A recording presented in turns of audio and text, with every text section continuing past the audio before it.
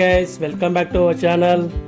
இந்த தண்ணி பார்த்தீங்கன்னா ஏரியிலேருந்து வெளியே வர தண்ணி தான். இதில் பார்த்தீங்கன்னா சின்ன சின்ன மீன்லாம் இருக்குது. செம்பரம்பாக்கம் ஃபிஷ் மார்க்கெட்டை பார்க்குறதுக்கு முன்னாடி ஏரியை பார்த்துட்டு போயிடலாம் கைஸ். இங்கே ஏரிக்கு போகலாம். செம்பரம்பாக்கம் ஏரியில் எவ்வளோ தண்ணி இருக்குது நீங்கள் பார்க்கலாம் வாங்க.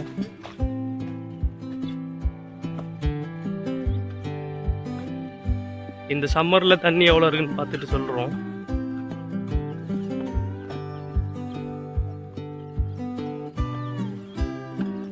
சம்மரில் மழை பெய்யக்கூடாதாடா? 3 மணி நேரம் மழைக்கு எவ்வளோ ரொம்ப ஒரு ஏரி.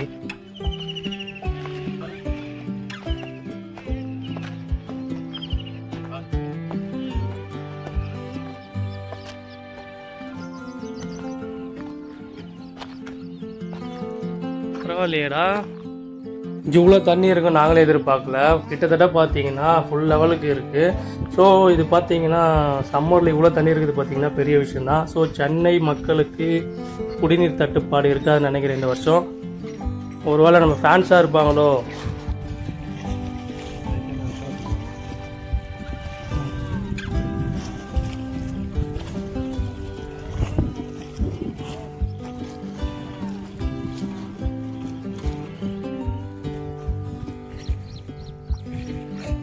சவிதா நான் கட்டிக்கிட்டேன்லடா, அதுதான் சவிதா. கூம் மாதிரி இருக்குது, அதுதான் சவிதா. வணக்கம் மக்களே, இப்போ நம்ம எங்கே வந்திருக்கோம் பார்த்தீங்கன்னா செம்பரம்பாக்கம் மீன் மார்க்கெட் தான். ஸோ இப்போ பார்த்தீங்கன்னா கடல் மீன்லாம் தடைக்காலம். ஸோ அதனால் அதை எப்படி ரீப்ளேஸ் பண்ணலாம்னு யோசிச்சோம். அதுக்கு தான் பார்த்தீங்கன்னா நாட்டு ரக மீன்லாம் வந்திருக்கோம். இந்த மீன் மார்க்கெட் பார்த்தாலே தெரியும். ஸோ இதான் ஸ்டார்டிங்கு.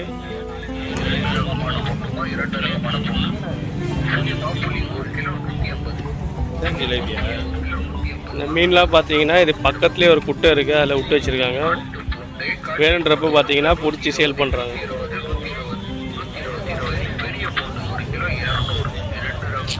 உள்ள லாக் பண்ணி வச்சுருவாங்க. இப்போ நம்ம பார்த்த மீன் எல்லாமே பார்த்தீங்கன்னா செம்பரம்பாக்கத்தில் பிடிச்ச மீன் தான் மேக்ஸிமம்.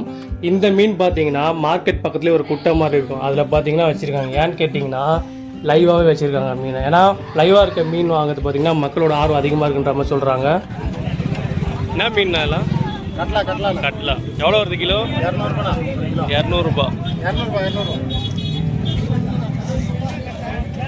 கட்லா. இப்போ டைம் பார்த்தீங்கன்னா காலையில் 7 மணிக்கே பார்த்தீங்கன்னா இவ்வளோ க்ரௌடு இருக்குது. இன்னும் பார்த்தீங்கன்னா டைம் ஆக பார்த்தீங்கன்னா க்ரௌடு வரும். ஒரு 11 மணிக்கு மேலே பார்த்தீங்கன்னா க்ரௌடு கொஞ்சம் குறையும். இந்த கடையில் விரால் 400 சொன்னாங்க. அதனால் பார்த்தீங்கன்னா மொத்தமாக காலி ஆயிடுச்சு. ஒரு 3 மீன் தான் இருக்குது. பெரிய மீன் இல்லை ஜிலேபி. ஃபிஷ் ஃபிங்கர்லாம் போகிறதுக்கு தான். எவ்வளோ வருது கிலோ? அது 100 ரூபா கிலோ. 3 kilo 2.5 kilo 200. அது கிலோ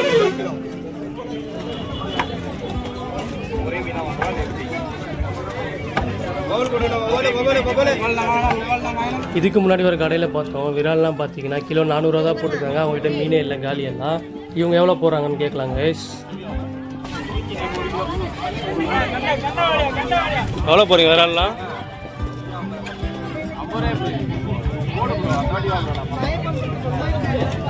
ஒருவேளை உங்களால் இந்த வீட்டில் டேங்க் கிளீனர் மீன்லாம் வளர்க்கமெல்லாம் ஏரியில் விடாதீங்க. பார்த்தீங்கன்னா ஏரி ஃபுல்லாக பார்த்தீங்கன்னா இந்த மீன் பெருகிருக்கு. இப்போ பார்த்தீங்கன்னா இதை சேல் பண்ணுறாங்க எங்கேயுமே வந்து.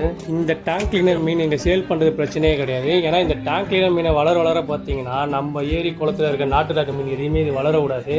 அதனால் தயவு செய்து இந்த டேங்க் கிளீனர் மேலே ஏரி குளத்தில் விடாதீங்க. எல்லா மீன் மார்க்கெட் போலவும் இங்கேயும் பார்த்தீங்கன்னா மீன் கட் பண்ண தனியாகவே ஆளுங்க இருக்காங்க. அவங்க எவ்வளோ சார்ஜ் பண்ணுறாங்க பார்த்தீங்கன்னா கிலோக்கு 20 ரூபா தான். பெரிய மீனாக இருந்தாலும் சரி, சின்ன மீனாலும் சரி, கிலோக்கு 20 ரூபா தான் வாங்குறாங்க. அதிகமாக வாங்குறது கிடையாது.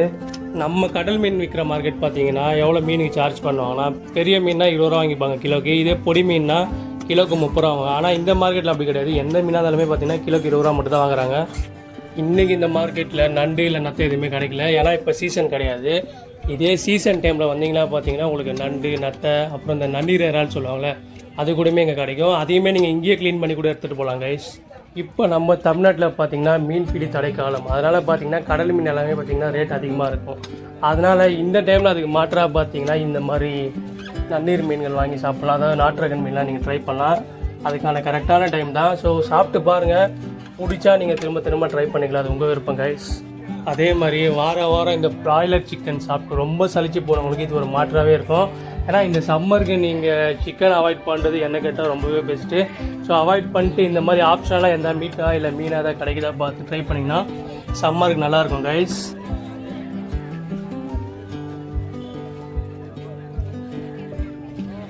இங்கேயே பார்த்தீங்கன்னா உங்களுக்கு மீன் வெட்டுறதுக்கு தேவையான எல்லா டூல்ஸுமே கிடைக்குது. அது மட்டும் கிடையாது, இவங்களே ஷார்ப்பும் பண்ணி தருவாங்க உங்களுக்கு கைஸ். இந்த மீனெல்லாம் பார்த்தீங்கன்னா தலையில் 2 தட்டு தட்டிட்டு அப்புறம் செத்த அப்புறம் தான் வெட்டுறாங்க.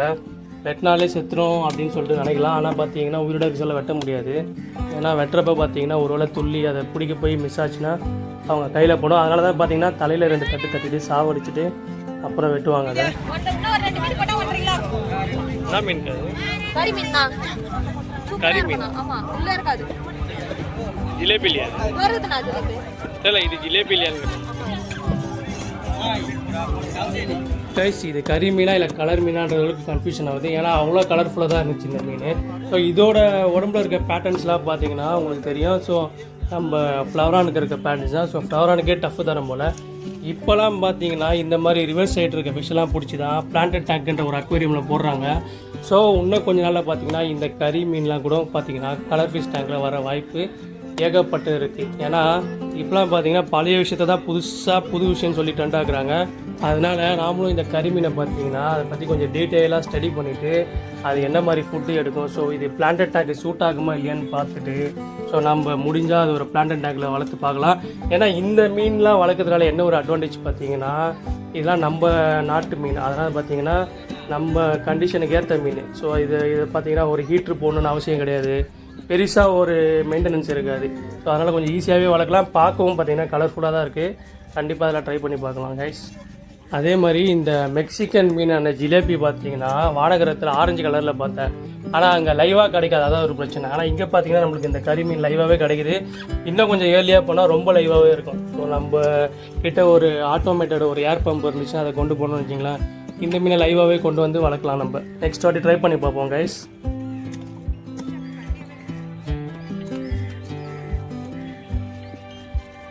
இந்த செம்பரம்பாக்கம் மீன் மார்க்கெட்லையும் பார்த்தீங்கன்னா எல்லா கடைக்காரங்களும் ஒரு ரேட் ஃபிக்ஸ் பண்ணி தான் சேல் பண்ணுறாங்க. ஸோ நீங்கள் எந்த கடையில் எடுத்தாலும் பார்த்தீங்கன்னா எல்லா மீனுக்கும் உண்டான ப்ரைஸ் தான் இருக்கும். முன்ன பின்ன பார்கெனில் நீங்கள் வேணால் கம்மி பண்ணி வாங்க முடியும். மற்றபடி பார்த்தீங்கன்னா எல்லா கடையிலும் ஒரே ரேட்டு தான். ஸோ அந்தந்த மீனுக்கு ஏற்ற ப்ரைஸ் தான் சொல்கிறாங்க.